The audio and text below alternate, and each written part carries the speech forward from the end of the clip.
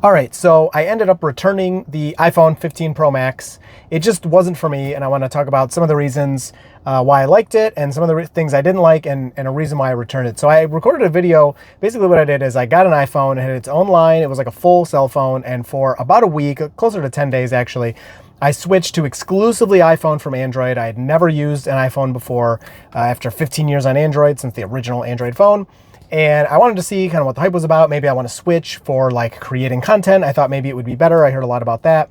And long story short, a lot of people talk about the ecosystem and you need the Mac and the watch and the blah, blah, blah. And I ended up not, it ended up not benefiting me because number one, I already have an ecosystem. I don't think, kind of one thing I gathered is Apple people don't realize that like Android and Samsung have, an ecosystem. So I have a watch and a phone, and when you get the earbuds with your Samsung and you open them, the phone just automatically detects them and it connects seamlessly.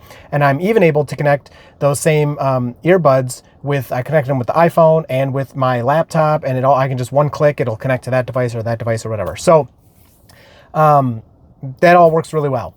The iPhone specifically, let's go through some categories. So first I want to talk about the camera, because that was kind of the main thing that I wanted out of the iPhone, that I thought, could help me, really good quality, blah, blah, blah.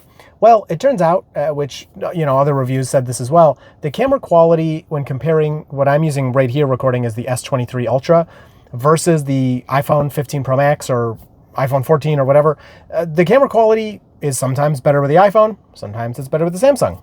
Okay? And there's not really a huge difference. Now, for me personally, again, I don't have a Mac and I don't have all those things, and I feel like I shouldn't have to spend thousands of dollars on top of the $1,200, $1,300 phone I already bought.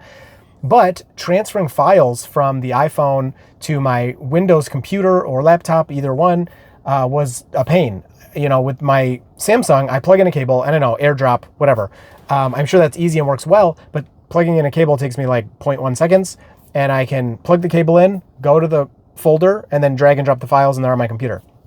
I thought, silly me, that you could do the same thing with the iPhone, and you kind of can, but when you plug an iPhone into a Windows computer, it shows you one folder with the pictures and videos, and I had compatibility issues where some of them wouldn't come over, and then when they did come over, the video wouldn't play, and whatever. On top of that, the files I did get to move over, if you look at some of on my other YouTube channel, Dirty Tesla, if you look at some of the videos on there that I took with the iPhone, like especially with my face in them, it looks weird. You can tell that it looks weird.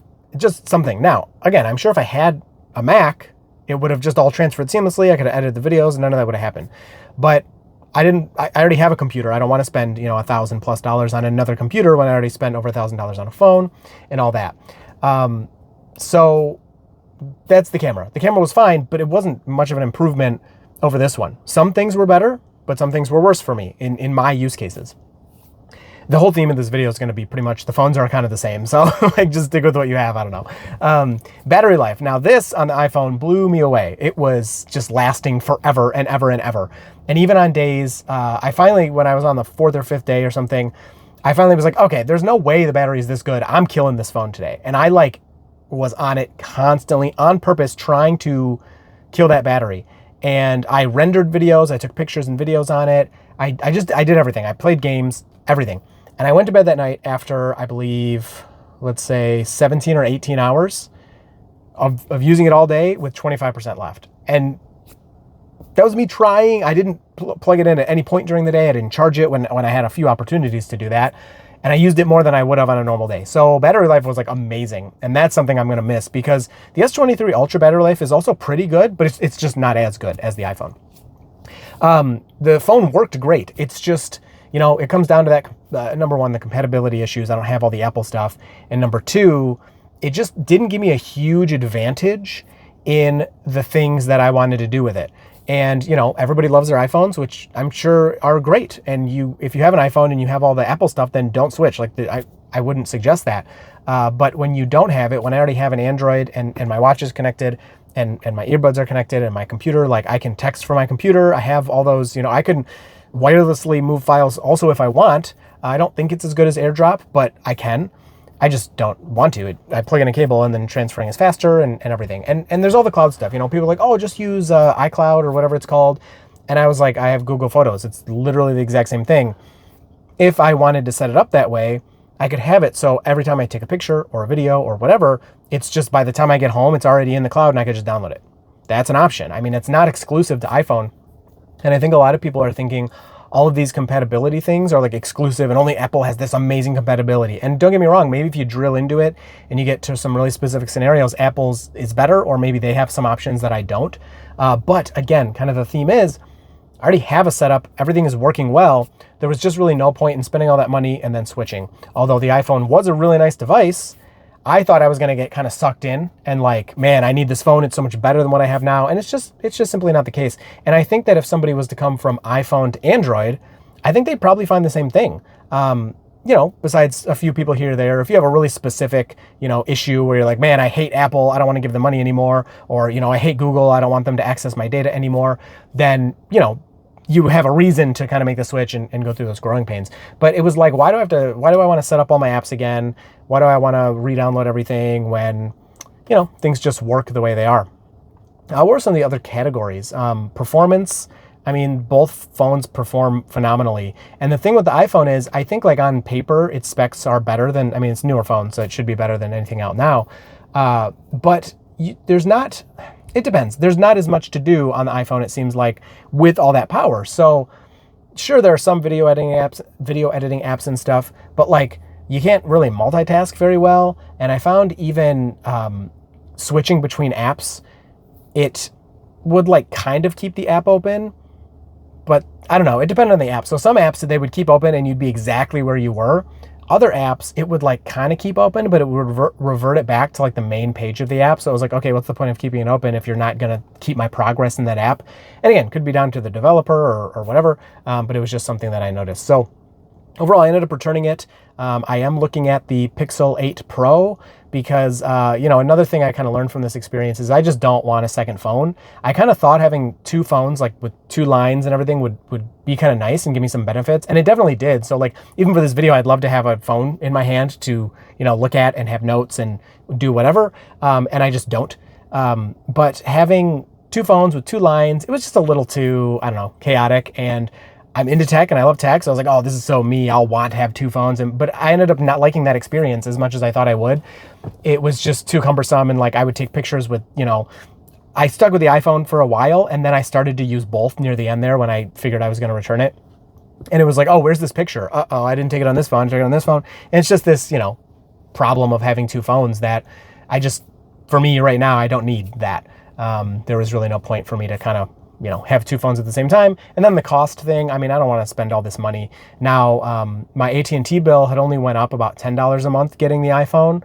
But now that I have returned it and I'm canceling that line, it's going to go down like maybe $30 a month or something. So like, why would I want to pay all that money when I don't really need it? So the other option I'm looking into is maybe getting the Pixel 8 Pro and just having it not be, a line, just having it be like a phone that I can use my hotspot for if I need internet on it, but mostly use that one to film and stuff, and then have my main phone connected to the internet. The other thing that was super annoying was the eSIM. So practically in day-to-day life and like for normal people phone usage, I don't think it matters at all one bit. But for me, what I would have done is if the iPhone had a normal SIM card, I would have just put my SIM card here into that. And then I would have, it would have been a lot easier for me to kind of do everything I was doing, but it doesn't have that. And I didn't want to go through the trouble of contacting AT&T. They were like, oh, you can do it through the app. And I tried and it absolutely didn't work. I ended up always getting to a page where it's like, call us and we will transfer it for you. And I was like, I'm not going to risk screwing up my whole phone number, for all this weird eSIM stuff. So, I ended up not being able to easily switch between phones like I've done in the past.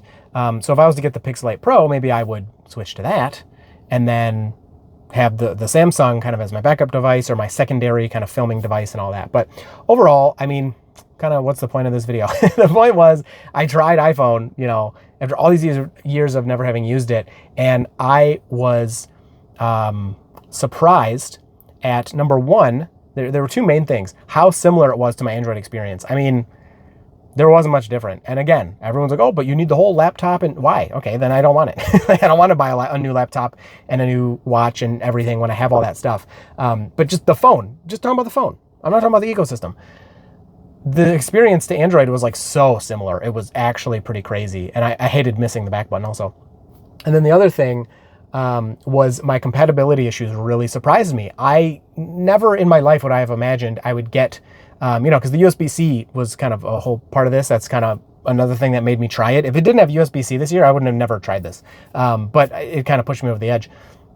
The other thing that surprised me was the compatibility issues. I never in my life would have thought, I have USB-C on my phone and I plug it in my computer and I can barely do anything.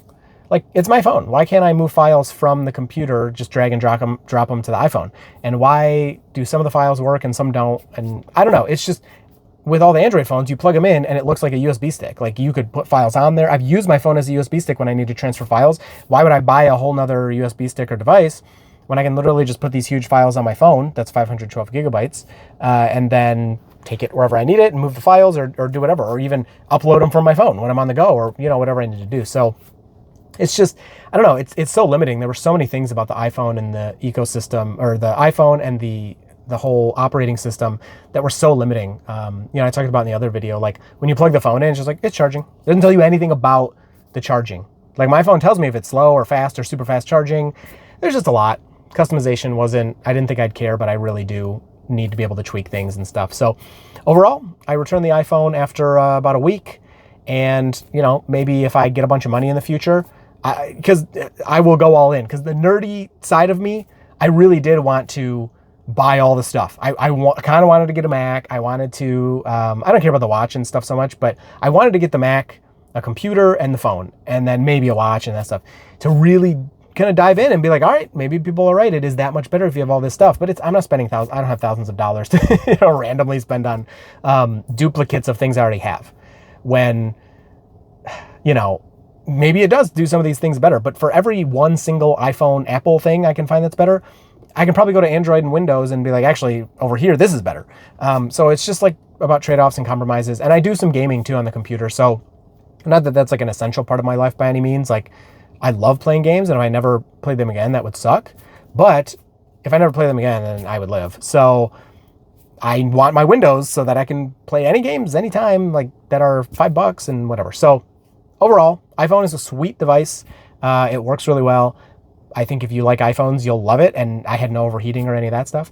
But if you are in the iPhone, Apple ecosystem, there's really no point to switch to Android unless you really need some certain, feature, or there's certain reasons. And then vice versa. If you're on Android, at least like flagship Androids, because of course you can get like cheap, crappy ones.